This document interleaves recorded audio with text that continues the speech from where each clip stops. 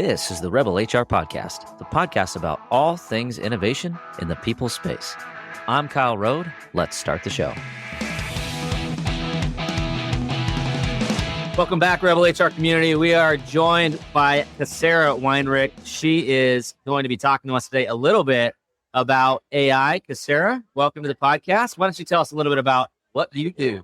Thank you. So I am a principal consultant for Future of Workstrand at ADP, and I am also a PhD student. PhD student. Awesome. Congratulations. What are you? I would say that. Well, congratulations / condolences. Exactly. Much better. Good for you. Thank you. Good for you. Joined here as well, Patrick Moran. Patrick, welcome. Happy to be here. Good conference. A lot of good content. So you are presenting this week on artificial intelligence. And I think this is one of those areas where, if you say AI, it's really trendy right now.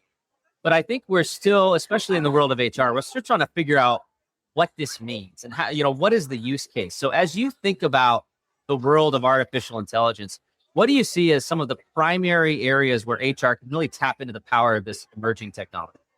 I think, first I would say that AI isn't emerging at all. I mean, there are new elements of AI that are transforming and there's new innovations, but AI is old.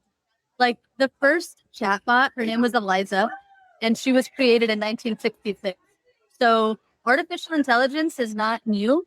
And I think any person listening to this podcast is already using it and probably doesn't know it. So if you've sent a text message and you've been grateful for predictive text, you've used it, right? But I think the onset of generative AI has completely changed the discussion. And so that is definitely something that we're going to be hearing a lot more in the HR space. Yeah, absolutely. And I think, I did not know that 1966. So that is a little bit of a paradigm shift. It's been vilified, right? Like if people are afraid, like, oh, this is gonna steal my job. I don't know how much of that is fair. Do you see this as a risk to HR jobs in the future? What's your perspective on how AI fits in the world of what we do? I think it is a risk to the way that HR has traditionally been done. I do not see it as a risk. Actually, Johnny Taylor from SHRM, he recently posted about how AI plus HI equals ROI.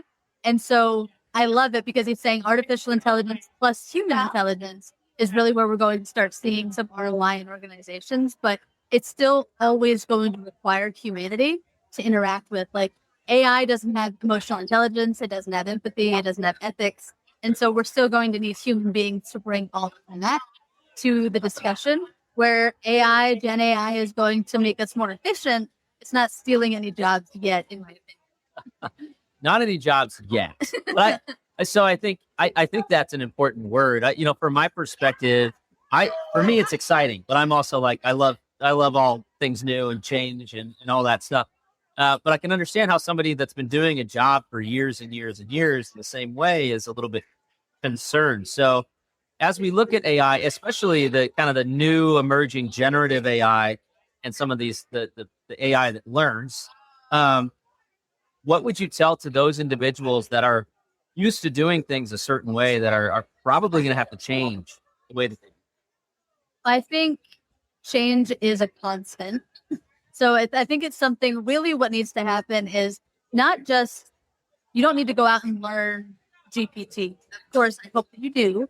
I hope that you do learn how to interact with generative AI, but more so you need to, I think, hone your learning agility skills more than anything, and just being able to unlearn, relearn, prioritize learning, and being open to the learning of new technologies and new processes, because this industry and really every industry is going to be ever changing if they're going to remain relevant. So the sooner you can tap into being open to learning new things and trying new things, it's going to benefit you from like a relevancy perspective and from a career perspective in every sense.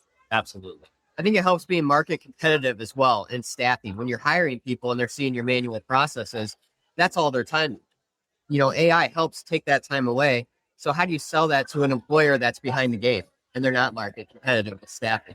Yeah, that's a fantastic question. I think So what we know right now is that I believe it's just north of 50% of employees believe that it's the employer's responsibility to upskill them. They believe it's the employer's job to tell them what skills they need. And so with that in mind, I think as an employer, if you're looking at true digital transformation, which most are, not just digital reformation where you're taking analog processes and digitizing them, but truly transforming the way that work is done, then you're also going to be able to identify the skills of the future for your organization. Learning agility is going to hopefully be one of those things. Data literacy is hopefully going to be one of those things. And then to your point, when you're bringing individuals on, even if they're not there yet, it's part of your learning culture, they'll get there. Absolutely. And I think, from my standpoint as an employer, if you are open and utilizing AI, it's actually a competitive advantage as you're recruiting, because people want to know that you're nimble and innovating and like you're open to new things and not closed, right? What I'm finding with where I'm working right now and in one of my previous roles was we have our systems just like our phone, but we're really using 20% of the capacity and the ability that they can do. That's the same with our systems in the workplace. Is you have a payroll system, but you're only using maybe 20% of it and not expanding. And it's just a gap that they're missing. And employers will just be behind. 100%. And to your exact point, if I'm looking at an organization and they tell me that they are still too afraid of the risks of data or AI and they're not seeing it as the asset it could be, I will question the forward-thinking nature of that organization. And to your point, whether I want to be a part of it. Absolutely. Yep. Absolutely. So might be a good idea to take a little bit of a step back. And I'm just going to bust you out, Patrick, because Patrick's like, what is ChatGPT? So, for all of us that are, maybe open-minded to AI and want to learn more about it, but don't really understand much about the world of AI, can you give us a little bit of an overview of what is new with what's commonly, called ChatGPT, but really it's about generative AI. So what's new? What has come into the marketplace now that we need to be aware of? Yeah, I like to say when I do talks, like, why all the drama, right? So why is this such a dramatic part of artificial intelligence that we can't stop talking about it? And the truth is, so generative AI wants to create, and this is one of the first times that we have seen artificial intelligence mimic the human brain and math. So artificial intelligence itself is created to imitate human intelligence and behavior. That is what it is. Generative AI, this is the first time we're seeing that it is taking the creative part of the human mind and giving us text, images, video, audio, presentations, right? So it's not, so to your point, ChatGPT is one model of a large language learning model that's producing text, but there are many other resources and technologies that are dedicated to producing images, and again, video and audio. So that is all encompassing in generative AI. But at the end of the day, all generative AI wants to generate, create. Fascinating. So think about all those use cases. I mean, and I think about it in the context of human resources. I mean, a large part of our job is communication, right? Internal communication, making sure that we are empathetic in that communication, making sure that we're creating communication that covers all the main points. If anything, this could help us level up our game a little bit and give us a little bit of a starting point to figure out what we want to say and how we want to say it. Am I in the right track here Sounds for like a use case? Sounds like it can help filter some of us too. Well, only you. Might save a couple F-bombs for my emails. That's probably a good use case. Yeah, no, I completely agree. I think generative AI from a text perspective, absolutely. But I think overall from an HR perspective, if AI is woven into your HR strategy, you're going to be above and beyond from an innovative perspective, for sure. Absolutely. Podcast. Absolutely. One thing I love about this live podcast is people are like walking by like, hey man, what's going on? How you doing? They're like coming up and shaking passport hands. game? This is cool. Yeah. Yeah. We, sorry, side note, anybody, if you're doing the passport game, I don't even know what that is. So like, if you come up here and you want me to scan something, I'm like, No. I don't know what that is. We're just your podcast. So I'm fascinating because, I still feel like for me, like this technology, the generative piece is still very much an emerging technology in my mind. And I have a feeling, especially now, like the coding AI is just gonna it's gonna take all of the technology that we know now and just put it on steroids, because the innovation speed is gonna be so much faster. Yeah. And it's so as you think about this in your research and your work, what can we expect next? Like, what's the next big aha moment or AI drama that's going to come up? Yeah. So I think we're going to see a couple of things happen. Hopefully organizations begin to realize which elements of work can be done by generative AI. But I think we're going to see first, so creativity is going to be at a premium. In my opinion, I think we are going to see that a lot of marketing is going to look the same.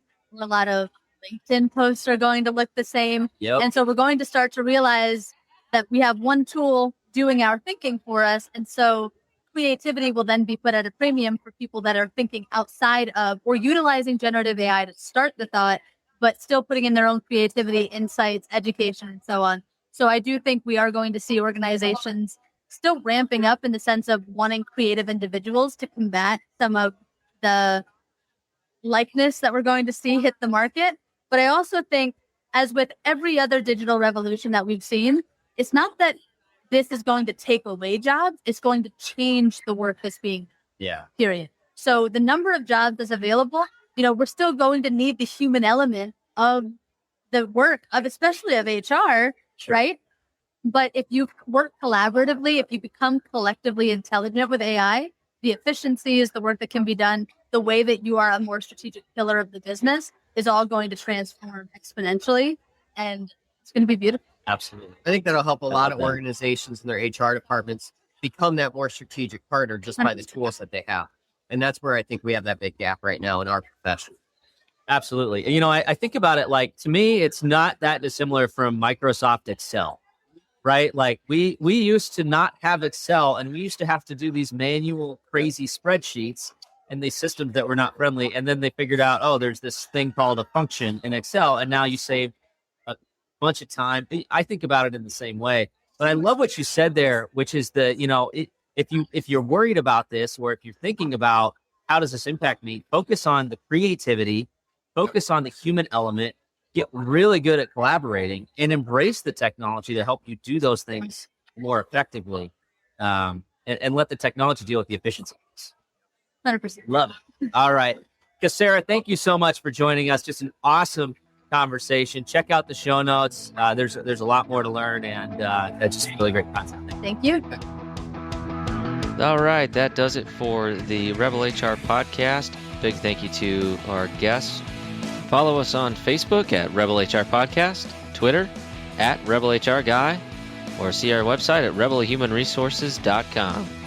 The views and opinions expressed by Rebel HR Podcast are those of the authors and do not necessarily reflect the official policy or position of any of the organizations that we represent. No animals were harmed during the filming of this podcast. Baby.